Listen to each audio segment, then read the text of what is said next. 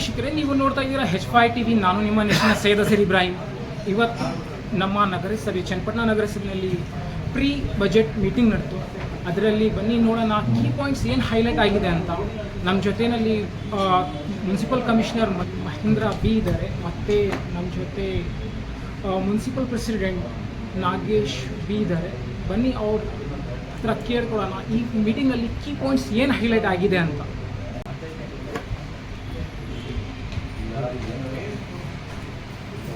ಹಾಂ sir, OT. ಎಲ್ಲರಿಗೂ ನಮಸ್ಕಾರ.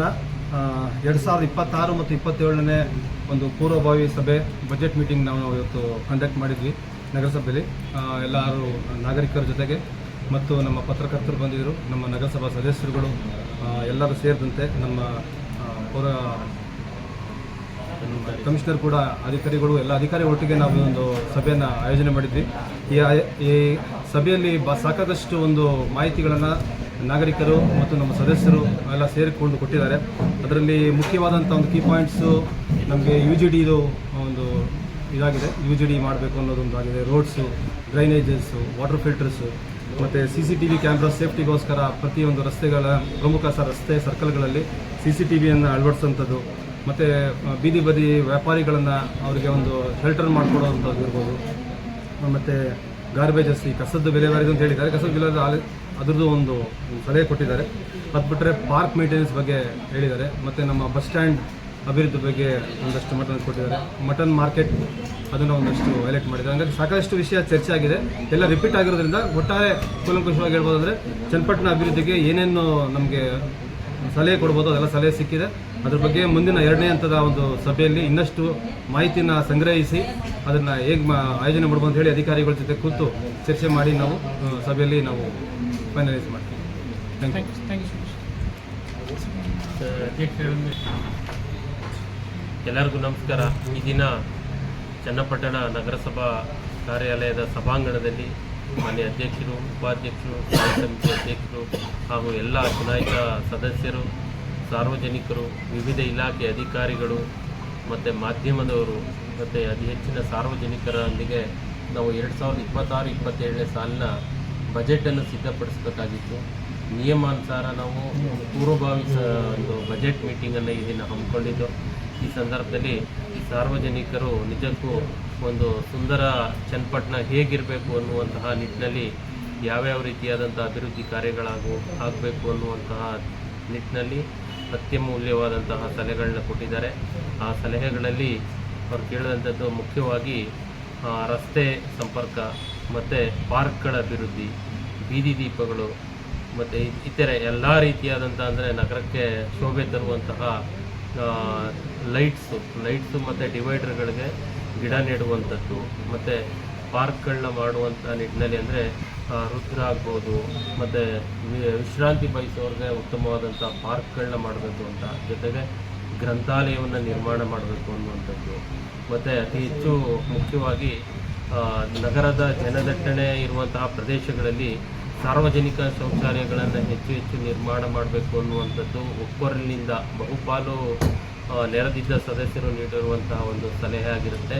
ಈ ನಿಟ್ಟಿನಲ್ಲಿ ನಾವು ಈಗಾಗಲೇ ಮೊದಲನೇ ಸಭೆ ಕರೆದಿದ್ದು, ಮುಂದಿನ ದಿನಗಳಲ್ಲಿ ಮತ್ತೊಂದು ಸಭೆಯನ್ನು ನಡೆಸಿ ಇನ್ನೂ ಹೆಚ್ಚಿನ ಒಂದು ಸಲಹೆಗಳನ್ನ ಸ್ವೀಕರಿಸಿ ಚನ್ನಪಟ್ಟಣ ನಗರಕ್ಕೆ ಒಂದು ಉತ್ತಮವಾದಂಥ ಆಯವ್ಯಯವನ್ನು ಕೊಡಬೇಕು ಅನ್ನುವಂಥ ನಿಟ್ಟಿನಲ್ಲಿ ಎಲ್ಲ ಅಧ್ಯಕ್ಷರು, ಉಪಾಧ್ಯಕ್ಷರು, ಸ್ಥಾಯಿ ಸಮಿತಿ ಅಧ್ಯಕ್ಷರು ಮತ್ತು ಸದಸ್ಯರು, ಅಧಿಕಾರಿ ಸಿಬ್ಬಂದಿಯವರ ಒಂದು ಆಶಯ ಆಗಿದ್ದು, ಈ ದಿನ ಈ ಅತ್ಯಮೂಲ್ಯ ಸಲಹೆ ಕೊಟ್ಟಂಥ ಎಲ್ರಿಗೂ ಧನ್ಯವಾದಗಳನ್ನು ಹೇಳ್ತೇನೆ. Thank you. ಆಗಿರ್ತಾರೆ ಅವ್ರು ಏನ್ ಮಾಡ್ತಾರೆ ಅಂದ್ರೆ ಆ ಒಂದು ಅಂಗಡಿನ ಮಾಲೀಕತ್ವ ಅಂದ್ರೆ ಲೈಸೆನ್ಸ್ ಅನ್ನ ರದ್ದು ಮಾಡುವಂತ ಅಧಿಕಾರ ಇವರಿಗಿದೆ. ಸೊ ಇದು ನಿಯಮ, ಕಾನೂನು. ಹಾಗಾಗಿ ಅದನ್ನು ಸಹ ನಾವು ಇನಿಷಿಯೇಟ್ ಮಾಡ್ತಾ ಇದ್ದೀನಿ. ಅಂಡ್ ತುಂಬಾ ರವಿ ಅವರು ಮೆನ್ಷನ್ ಮಾಡಿದ್ರು ಏನು ಬ್ಯಾನರ್ಗಳು ಅಂತ ಹೇಳಿ. Karnataka open place restaurant act ಅಂತ ಒಂದು ಆಕ್ಟ್ ಇದೆ. ಅದ್ರ ಪ್ರಕಾರ ಕಂಪ್ಲೇಂಟ್ ಕೂಡ ನಾವು ಕೇಸ್ ರಿಜಿಸ್ಟರ್ ಮಾಡ್ತೀವಿ ಅವ್ರ ಮೇಲೆ. ಕಂಪ್ಲೇಂಟ್ ಕೂಡ ಅಥಾರಿಟಿನೇ ನಗರಸಭೆಗಾಗಿದೆ. ಹಾಗಾಗಿ ಅವರು ಅದನ್ನ ಇನಿಷಿಯೇಟ್ ಮಾಡಿ ನಾವು FIR ರಿಜಿಸ್ಟರ್ ಮಾಡ್ತೀವಿ. ಅದೇ ರೀತಿ ಇನ್ನಿತರೆ ನಮಗೆ ಹೊಸ ಆಕ್ಟ್ ಕೊಡೋದು ಅವಕಾಶ ಇದೆ. ಅದನ್ನ ಇನಿಷಿಯೇಟ್ ಮಾಡ್ಲಿಕ್ಕೆ ಅವಕಾಶ ನಾವು ಮಾಡ್ಕೊಂತ ಒಂದೇ ಸರಿ ಮಾಡಕ್ ಹೋದ್ರೆ ಏನೋ ಒಂದು ಪೊಲೀಸರು ಇಷ್ಟೊಂದು ಬಿಗಿಯಾಗಿ ಕ್ರಮ ತಗೋತಿದ್ದಾರೆ, ಇದು ಯಾವ್ದಿದು ಅಂತೇಳಿ ಸ್ವಲ್ಪ ಅಸಮಾಧಾನ ಆಗೋ ಸಾಧ್ಯತೆ ಇರ್ತದೆ. ಹಾಗಾಗಿ ಮುಂದಿನ ದಿನಗಳಲ್ಲಿ ನಾವು ಹೆಚ್ಚು ಪಾರ್ಟಿಸಿಪೇಟ್ ಮಾಡಿ ಆಕ್ಟಿವ್ ಆಗಿದ್ರೆ ಈ ಡ್ರಗ್ಸ್ ಸ್ವಲ್ಪ ಹೆಚ್ಚು ಕಾಳಜಿ ಇದೆ. ಡ್ರಗ್ಸ್ ಮಾಹಿತಿ ಕೊಟ್ಟರೆ ಡೆಫಿನೆಟ್ ಆಗಿ ನಾವು ಮೂಲೋತ್ಪಾಟನೆ ಅಂದರೆ ಮೂಲ ಯಾರು ಬಿಡೋದಿಲ್ಲ, ಅದರ ಯಾವುದೇ ಮುಲಾಜಿಲ್ಲ.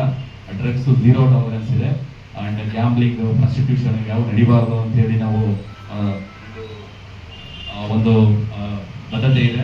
ಅದ್ರ ಬಗ್ಗೆ ಯಾರಿಗೂ ಡೌಟ್ ಬೇಡ.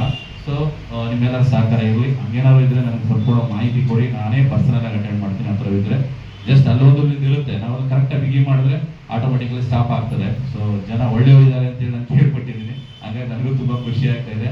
ಹಾಗಾಗಿ ಇದಿಷ್ಟು ಹೇಳ್ತಾ ನಿಮ್ಮೆಲ್ಲ ಸಹಕಾರ ಬಯಸ್ತಾ ಹೋಳಿ ಹಬ್ಬ ಇರೋದ್ರಿಂದ ಅದಕ್ಕೆ ಸಂಬಂಧಪಟ್ಟ ಒಂದು ಮೀಟಿಂಗ್ ಕಂಡಕ್ಟ್ ಮಾಡ್ತಾ ಇದ್ದೀವಿ. SP ಸಾಹೇಬರು ಬಂದಿದ್ದಾರೆ.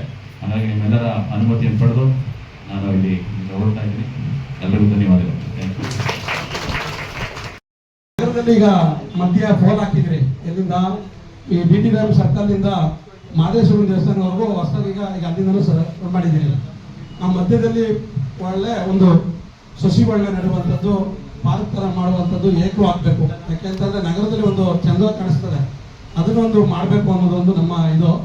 ಆಮೇಲೆ ಗುಂಡಿಗಳು, ಯಾಕೆಂದರೆ ಗುಂಡಿ ಮುಚ್ಚಿದ್ದೀವಿ ಅಂತ ಹೇಳ್ತೀರಿ, ಎಲ್ಲೂ ನಗರದಲ್ಲಿ ಗುಂಡಿ ಮುಚ್ಚಿಕೆ ಅಂತ ಈಗಾಗಲೇ ನಾವು ನಿಮ್ಮ ಮೇಲೆ ಕೇಳಿದ್ರೆ ಹಿಂದೆ ಇದ್ದಂಥ ಅಧ್ಯಕ್ಷರು ಹೇಳಿದರು, ಗುಂಡಿ ಮುಚ್ಚಿದ್ದೀವಿ, ಎಷ್ಟೋ ಸಾವಿರ ಗುಂಡಿಗಳನ್ನ ಮುಚ್ತೀವಿ ಅಂತ ಹೇಳಿದ್ರಿ.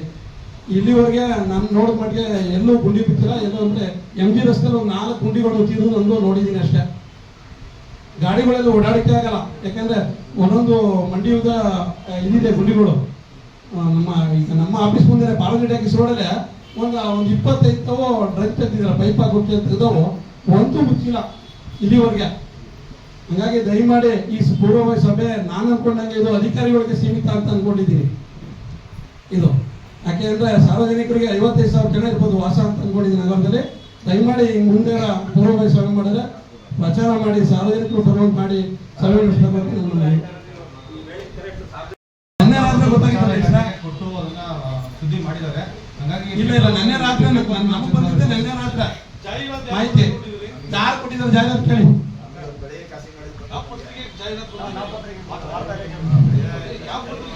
ಯಾರು ಎಲ್ಲೂ ಒಂದು ಮಾಹಿತಿ ಇಲ್ಲ. 1,000 ರೂಪಾಯಿ ಲಾಸ್ ಆಗ್ತಿಲ್ಲ. ಅವ್ರು ಜಾಹೀರಾತು ತರಕ್ಕೆ ಹೋಗ್ತೀರಾ ಲೋಕಲ್ ಪೇಪರ್ ಬಗ್ಗೆ, ಅದು ಕೊಟ್ಟಿಲ್ಲ ನೀವು. ಸಾರ್ವಜನಿಕ ಜಾಗದಲ್ಲಿ ಪಾರ್ಕಿಂಗ್ ವ್ಯವಸ್ಥೆ ಮಾಡ್ಕೊಂಡು ದುಡ್ಡು ಕಲೆಕ್ಷನ್ ಮಾಡ್ತಾ ಇದ್ದಾರೆ ಅಂತ ಕಂಪ್ಲೇಂಟ್ ಕೊಟ್ಟಿದ್ವಿ. 1 ವಾರ ಆಗಿದೆ, ನಾವು ಯಾವುದೇ ಥರದ್ದು ಇದು ತಗೊಂಡಿಲ್ಲ. ಆದರೂ ನಮ್ಮ ಮಾಸ್ತಮ್ಮ ಇವರಿಗೆ ಹೇಳಿದ್ದು, ಅವ್ರು ಬಂದು ವ್ಯವಸ್ಥೆ ಮಾಡಿದ್ದಾರೆ. ಆದರೆ ನೀವು ಬಂದು ಕ್ಲಿಯರ್ ಮಾಡ್ಕೊಡ್ಬೇಕು ಸರ್, ಯಾಕೆ ಪಬ್ಲಿಕ್ ಆಯ್ತಾ ನಿಮ್ದು. ಈಗ ನೀವು ಬೆಳಿಗ್ಗೆ ಫೋನ್ ಮಾಡಿದ್ರಿ, ಟ್ರಾಫಿಕ್ ಹೇಳ್ತೀನಿ ಕೇಳಿ, ಟ್ರಾಫಿಕ್ ಮಂಜುನಾಥ್ ಅವರು ಮತ್ತೆ 2 ಪೊಲೀಸ್ ನೆನ್ನೆ ಬಂದು ನಾವು ಕ್ಲಿಯರ್. ಅದು 31ನೇ ವಾರ್ಡಲ್ಲಿದೆ. ನಿಮ್ಮ ಓಟು ಇಡೀ ಎಲ್ಲ ಯಾರ್ಯಾರು ಸದಸ್ಯರು ಎಲ್ಲರೂ ಓಟು. ಅದರಿಂದ ಲೋಕೇಶ್ ಅವರು ಅವಧಿಲ್ಲ ಆಯಿತು, ಈಗಲೂ ಕೂಡ ಉತ್ತಮ ರೀತಿಯಲ್ಲಿ ನಿರ್ವಹಣೆ ಆಗ್ತಾ ಇದೆ. ಪ್ರತಿದಿನ ಬೆಳಿಗ್ಗೆ ಮತ್ತು ಸಂಜೆ ಒಂದು 200ಕ್ಕೂ ಹೆಚ್ಚು ಜನ ಬಂದು ವಾಕ್ ಮಾಡ್ತಾರಲ್ಲಿ. ಈಗ ನಿಮ್ಮ ಇಲ್ಲಿ ನಗರಸಭೆ ಕಚೇರಿ ಹಿಂದೆಗಡೆ ಇದೆಯಲ್ಲ ಸರ್ ಪಾರ್ಕು, ಅದೇನು ಆಗ್ತಾ ಇಲ್ಲ. ಅಟ್ಲೀಸ್ಟು ಆ ಜಿಮ್ ಐಟಮ್ಸ್ನ ಅಲ್ಲಿಗೆ ಶಿಫ್ಟ್ ಮಾಡಿದ್ರೆ ಭಾಳಷ್ಟು ಯುವಕರು ಬರ್ತಾರಲ್ಲಿ, ಅವರು ಅನುಕೂಲ ಆಗ್ತದೆ. ಈಗ ಸುಮ್ಮನೆ ಇಲ್ಲಿ ಕೊಳಿತಾ ಇದೆ, ಮಳೆ ಬಿಸಿಲಲ್ಲಿ ಏನು ವರ್ಕೌಟ್ ಆಗ್ತಾ ಇಲ್ಲ. ಅದು ಅಲ್ಲಿ ಜನ ಬರುವಾಗಾದ್ರೂ ಅದನ್ನ ಶಿಫ್ಟ್ ಮಾಡಿದ್ರೆ ಒಂದು ಅನುಕೂಲ ಆಗ್ತದೆ. ಅದನ್ನ ತ್ವರಿತವಾಗಿ ಮಾಡಿಸಿ ಸರ್ ದಯಮಾಡಿ. ಅಧ್ಯಕ್ಷರ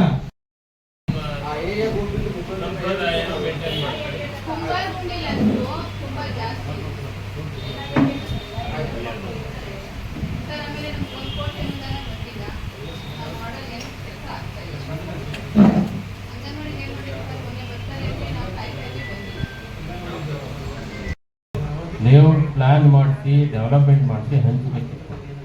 ಏನಾಗಿದೆ ಗೊತ್ತಿಲ್ಲ, ನಮ್ಮಲ್ಲಿ ಅಪ್ರೂವ್ಡ್ ಲೇಔಟ್ ಪ್ಲಾನ್ ಲಭ್ಯ ಇದೆ.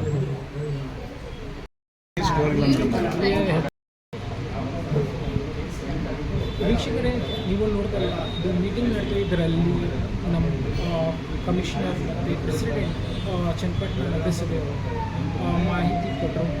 ಬನ್ನಿ ಬೇರೆ ವಿಡಿಯೋನಲ್ಲಿ ಸಿಗೋಣ. ಜೈ ಹಿಂದ್, ಜೈ ಕರ್ನಾಟಕ, ಜೈ ಚನ್ನಪಟ್ಟಣ.